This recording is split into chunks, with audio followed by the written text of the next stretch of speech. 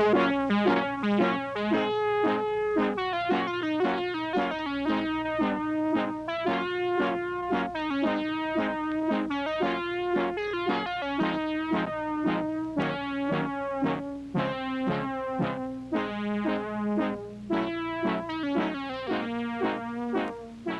future superiority of the United States Navy depends largely on a new generation of aerodynamically and hydrodynamically designed ships.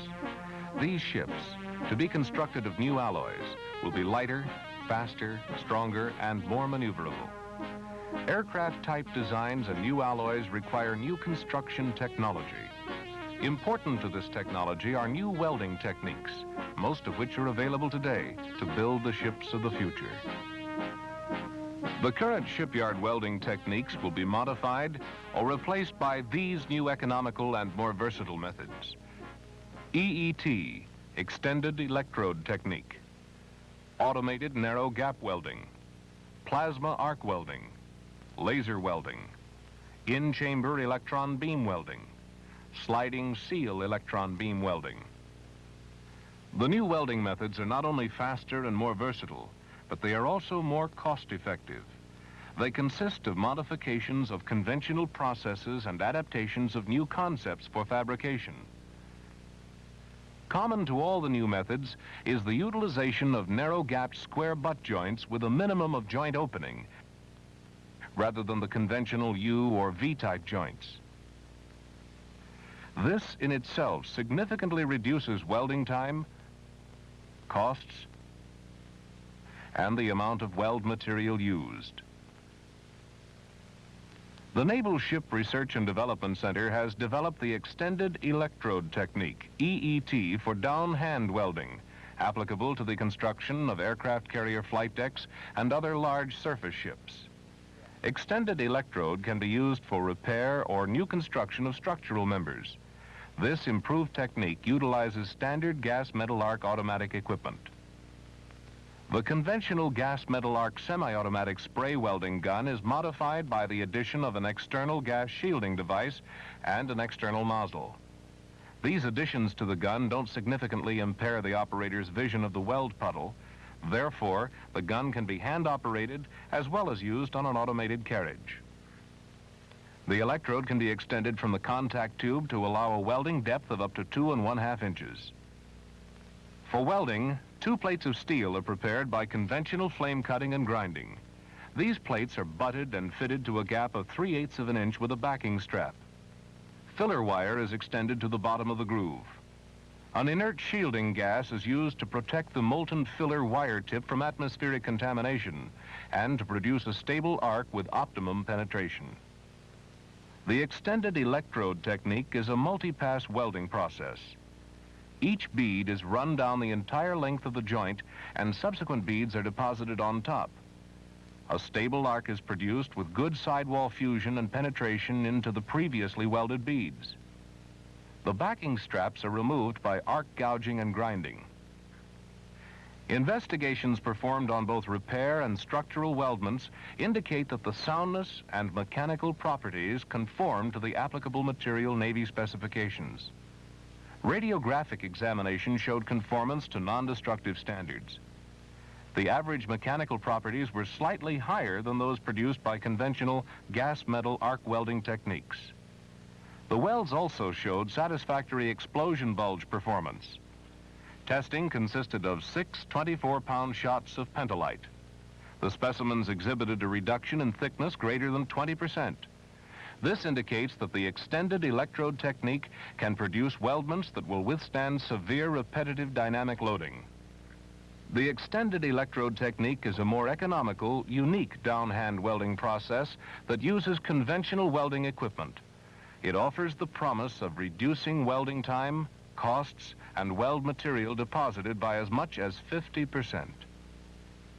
Automated narrow gap welding is also an adaptation of the conventional gas metal arc process. In its present state of development, it is designed to fabricate butt welds in plates up to 3 inches thick with a gap of 1/4 to 3/8 of an inch. The welding machine is designed to operate in all positions, making possible girth welds on both pressure hulls and on the hulls of surface ships. The welding machine consists of two tandem welding heads. The conventional welding torches are replaced with special heads. Insulated water-cooled contact tubes are used to extend the electrodes into the narrow gap square butt groove. Each of the two heads has its own electrode wire control system, which can bend the wire toward the sidewall of the weld joint. Each electrode has an independent, constant potential direct current power supply, welding control panel, and its own wire drive motor for greater efficiency. When necessary, each operates alone. A gas shield tube introduces inert gas into the bottom of the narrow gap to prevent aspiration of air into the weld region. The shield tube, which directs the inert gas into the weld joint, is mounted on the welding head. Each head uses a transducer-controlled seam tracking system. During welding, mechanical probes riding the sides of the joint automatically control the side motion of the welding head. The distance between the contact tube and the bottom of the joint is also kept constant by another probe riding the weld surface in front of the welding head. Leading and trailing arcs are controlled by timers so that they start and finish each pass in the same place. At the end of the weld cycle, the machine is tracked back to begin the next pass. Approximately 10 passes are required for each inch of joint thickness as compared to the 60 to 70 passes required for conventional methods. The welder operates at 30 inches per minute, a weld finishing rate of 7 feet per hour, or 3.5 times faster than that of conventional welding. At this rate, it would take 80 hours to weld a 30-foot diameter girth seam in 2-inch steel plate. The automated narrow gap welder will also produce defect-free welds in steel, aluminum, and titanium alloys. Evaluations show improved toughness properties over some conventional welds. Explosion bulge tests produced over 20% reduction in thickness at the bulge, demonstrating good plastic deformation of the weldments. Plasma arc welding uses a tungsten electrode with argon shielding gas.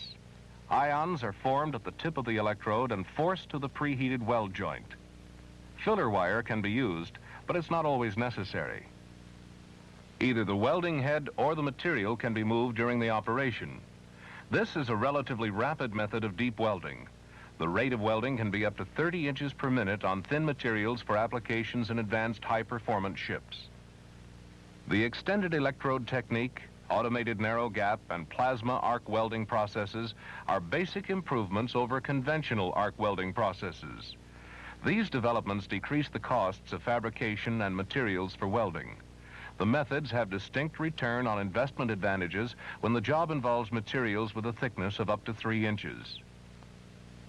Aerodynamic design of new thin-skin ships and hydrofoils involving complicated welds of new lightweight alloys require the use of concentrated energy beam systems, such as laser or electron beam welding processes. When full developmental work has been performed, laser welding will be optimum for high-speed single-pass welding of thin sections used in the manufacturing of hydrofoils and thin-hulled ships. The laser system consists of power supplies, the laser source enclosed in a 7-foot cube, a beam director subassembly, work handling accessories, and control console. The laser system discharges electrical current through carbon dioxide gas. The excited CO2 emits a light at a wavelength of 10.6 micrometers. The laser beam is collimated, forming a 3-inch diameter hollow beam. The beam can be directed to workstations at several hundred yards from the laser source by means of the water-cooled copper mirror system. The red spot, a helium neon beam, is passed through the same deflection mirror system for focusing alignment. The beam is enclosed within ductwork or machine frames for safety reasons, right up to the point where it exits toward the workpiece. At the workstation, the beam is focused on the work through a Cassegrainian telescope to a 32 thousandths of an inch spot. The beam can be alternated between workstations on a time-sharing basis. While one assembly is being welded, the second station can be set up. Safety interlocks secure one workstation while the second is in use. The versatile variable width CO2 laser beam can process complicated shapes and multiple parts without applying force to or distorting the work. Each workstation requires only 1 or 2 operators, or it can be computer programmed for online assembly. The CO2 laser system will weld joints up to 3/4 of an inch thick in metal. For deeper welds, the materials are welded on one side, then a second pass is made on the other side. High-speed single-pass welds can be made in titanium, aluminum, or steel alloys. An entire joint can be laser welded faster than conventional welding at a speed so rapid that there is no chance for heat transfer to warp or disfigure the surrounding material. Compared to conventional methods, the laser welding process produces a very narrow, deep weld with a narrow heat-affected zone. The beam can be focused, oscillated, or split into a number of low-power beams simultaneously to separate workstations. Heat treating or case hardening enhances wear resistance in bearing parts. The laser beam can be spread to treat the surface of objects to a depth of 0.05 of an inch. Heat treating is done in a single-pass annular pattern with the beam scanning across the work. By adding alloying elements to the surface melt, surface chemistry can be modified to obtain specific properties for wear and corrosion resistance. The laser beam can be bounced or mirror-directed to surfaces previously inaccessible by conventional processes, such as the inside of a tube. The beam can also be skidded for welding a T-joint. The beam hits the corner and bounces around, creating a fillet weld with little transfer of heat to the base plate. The laser also has application in situations where a high-strength weld is needed without high heat input, such as in welding plastic-lined metal tubing. The major restriction of the laser is its depth penetration. Plasma buildup in the keyhole prohibits beam penetration beyond about 0.7 of an inch. However, deeper welds can be expected as laser power and welding speed are increased and gas shielding techniques are improved. The electron beam welding devices have greater depth penetration and an even narrower heat-affected zone. However, the electron beam must be operated in a vacuum, whereas the laser works effectively in a normal atmosphere, even in the presence of dust, dirt, heat, and mechanical vibration. Also, the laser system can use magnetic or vacuum chucks, which adversely affect the electron beam system. The electron beam is a concentrated energy system which operates best in a vacuum. Contamination by gases such as hydrogen, nitrogen, and oxygen can cause embrittlement of weldments, especially in titanium. The electron beam is generated by a filament of refractory material, tungsten or tantalum. The beam can only be magnetically focused. No glass optics are involved. This means that although the beam can reach down 23 inches to weld difficult areas such as ribs, the electron beam can't be bounced off mirrored surfaces or skidded like the laser light beam. When the material to be welded has been prepared, it is rolled into the vacuum chamber. Witness lines have been scribed on either side of the joint to help the operator approximate the track of the welding gun. Final alignment is made while the chamber is being evacuated. A TV camera is aligned through crosshairs with a low-voltage beam which traces the seam to be welded. The track is displayed on an oscilloscope scanner. A digital readout tells the operator the position of the gun on the XYZ axis. Tracing the seam with the camera generates a computer program which will then accurately direct the track of the welding gun and the movement of the workpiece. Multi-axis movements can be programmed, allowing diagonals and curves to be welded. Of all the welding processes, the electron beam creates the narrowest heat-affected and molten zones. The high depth-to-width ratio of the fusion zone and narrow heat-affected zone make significant weld reductions possible compared with the gas metal arc multipass weld. The minimum distortion due to weld shrinkage allows for greater dimensional stability. The beam's high energy concentration can penetrate joints up to 3 inches in a single pass, producing high-strength welds with good fracture toughness properties and exhibiting mechanical properties with 100% of parent metal strength. The size of the chambers for in-chamber electron beam welding ranges from 100 to 3,000 cubic feet. Chambers can be expanded by putting in more sections. However, after a certain point, larger chambers become less efficient due to evacuation time. At this point, specialized chambers can be used, such as a sliding seal chamber, which utilizes identical tooling and mechanical setup, but with less evacuation time. Sliding seal electron beam welding, which is presently being developed, will be one method of achieving out-of-chamber electron beam welding. The welding is performed in a small mobile chamber which maintains a constant vacuum in the immediate weld area as the joint passes under it on lubricated vacuum seals. The weld is accomplished by focusing the beam through an elongated slot in the cover plate. Prior to welding, flat plates are tightly butted and sandwiched in the vacuum box. A vacuum of 10 micrometers is obtained.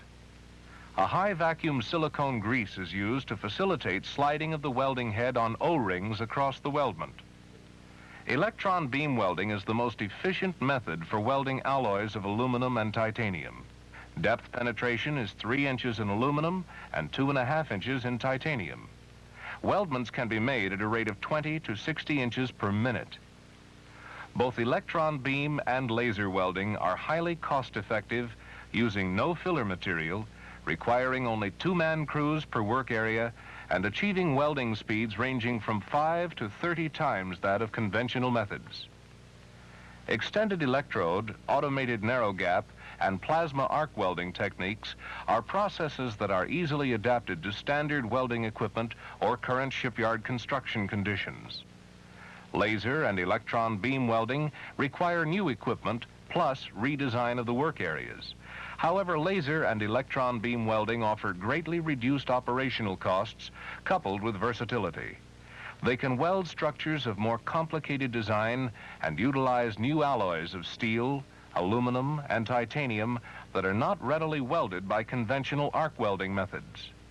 These welding procedures, recommended by the Naval Ship Research and Development Center, will be necessary to meet the tough design criteria for aerodynamic lightweight ships. It will be possible to construct ships rapidly and effectively with high-performance capabilities while reducing fabrication and life cycle costs with construction techniques that best utilize manpower.